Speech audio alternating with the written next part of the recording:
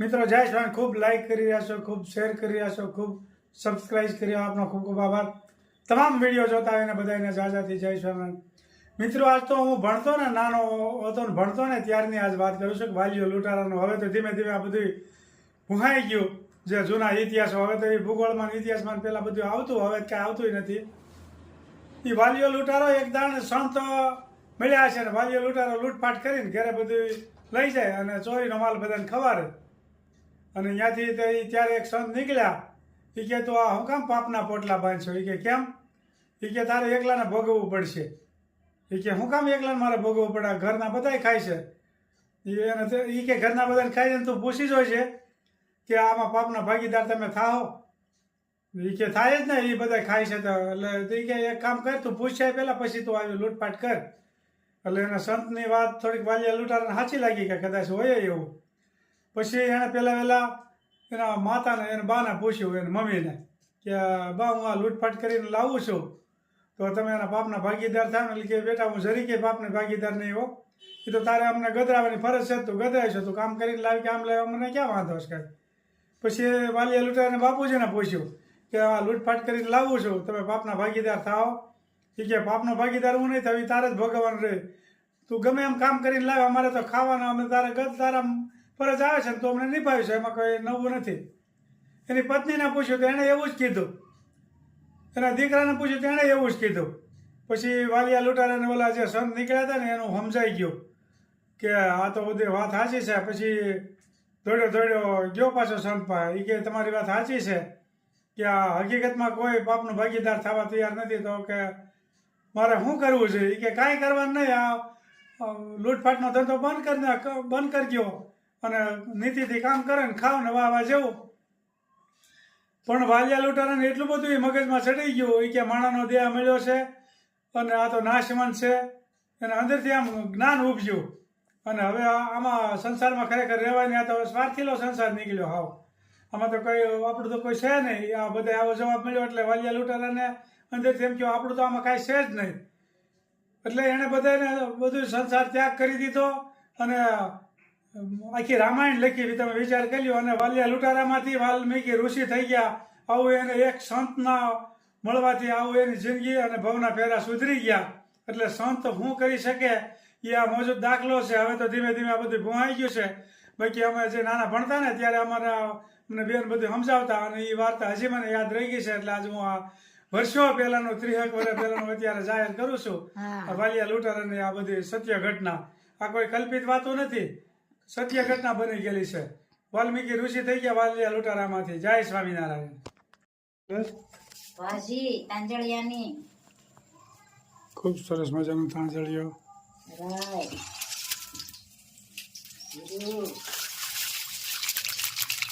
ભાજી કા વઘાર,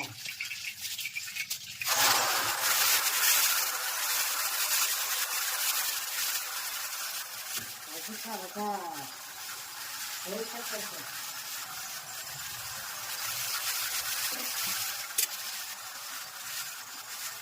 તાંજળીઓની ભાજી બહુ સ્વાદિષ્ટ બને.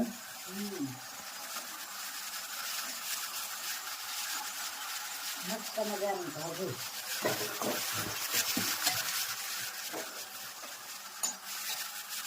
ભાજી આખું બધું ભર્યું હોય ને ઘડીક તે તળી આવી જાય.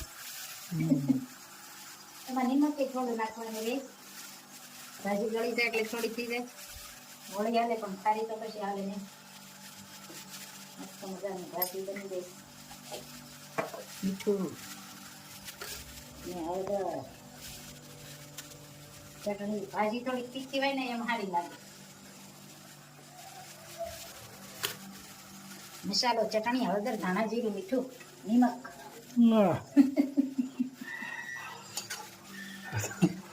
મસ્ત મજાની ભાજીનો વઘાર થઈ રહ્યો છે. અને કોમેન્ટ પણ સારી સારી આવે છે. બધાને થેન્ક યુ. બધાનો ખૂબ ખૂબ આભાર. બધી બહેનો ખૂબ સરસ મજાની કોમેન્ટ કરી રહ્યા છે. એનો ખૂબ ખૂબ આભાર બધી બહેનોનો. થઈ ગઈ ને થોડી કસ. મસ્ત મજાની ભાજીનો વઘાર.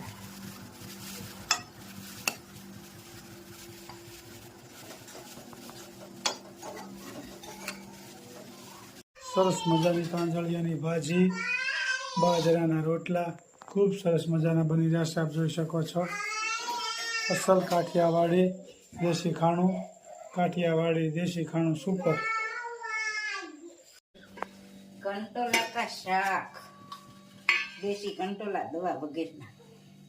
સરસ મજાના કંટોલા. હા, તેલ પણ મુકાઈ ગયું છે.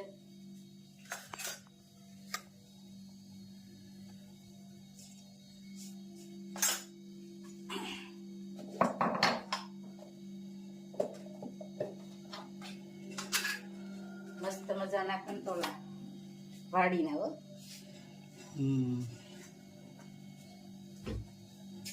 તેલ, રાઈની તતડાટી ગળી રહી છે.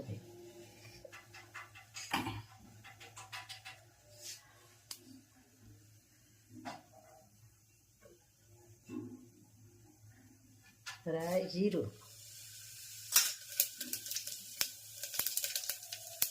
મસ્ત મજાનો વઘાર થઈ રહ્યો છે, જોઈ શકો છો. અને આ કંટોલા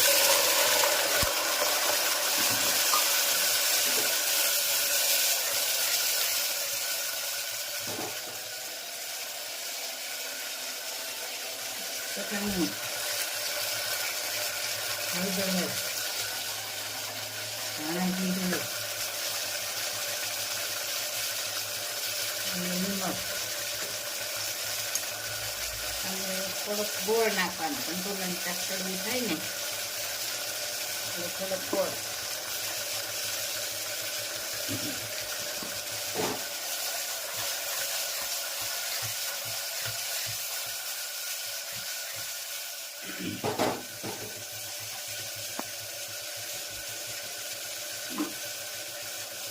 મસ્ત મજાનો વઘાર થઈ ગયો છે, જોઈ શકો છો. કંટોલાનું શાક ધોઈને વઘારવી ને પછી આપણે એમને ઢાંકણું બંધ કરી દેવાનું, મસાલો કરીને થોડીક વાર રેવા દેવાનું, ચડવા દેવાનું, અને પછી ધીમે ગેસે કરવાનું અને ઢાંકણું બંધ, એટલે લોયા જેવું જ મસ્ત થાય.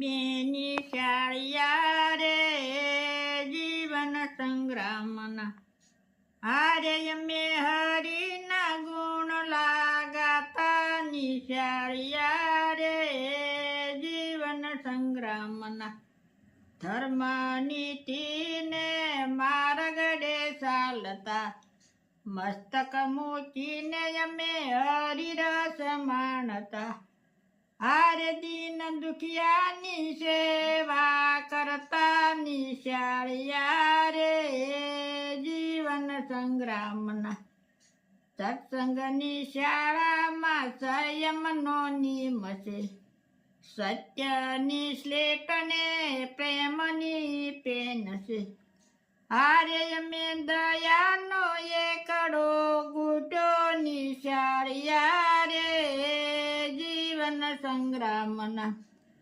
વાણી વ્રતન શુદ્ધ રાખો વ્યવહારમાં, નાના મોટાના ભેદ ટાળો સંસારમાં, હારે તમે ભક્તિના પાતા બાંધો નિશાળિયા રે જીવન સંગ્રામના, નંદુ જીવનને ઉજ્જવળ બનાવવા, ત્યાગ વૈરાગને મિત્ર બનાવવા, હારે તમે જીવતા વૈકુંઠ પામો નિશાળિયા રે જીવન સંગ્રામના, હારે અમે હરિના ગુણ લાગાતા નિશાળિયા રે જીવન સંગ્રામના.